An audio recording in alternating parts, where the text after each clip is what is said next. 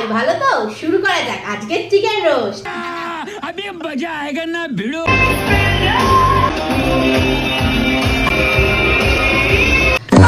কেউ fire ব্রিগেডকে phone করবে, milk ফ্যাক্টরিতে আগুন লেগে গেছে। না হলে দুধ কেটে ছানা হয়ে যাবে তো।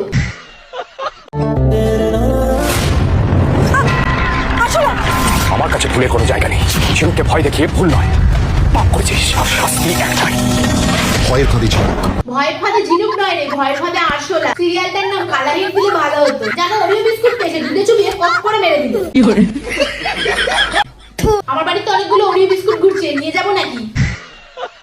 বেসিক্যালি আমাদের বাড়িতে মাছ, মাংস, ডিম, হাতি, ঘোড়া, হ্যানা ফেনা তেনা সবই থাকে। তো শ্যাম্পু দিয়ে ভাত খাওয়ার মজাটাই আলাদা। আমার বাল ছেঁড়া গেল। তুই হাগলে কি তোর ফেনা বেরোয়? আর পাতলে মনে হয়।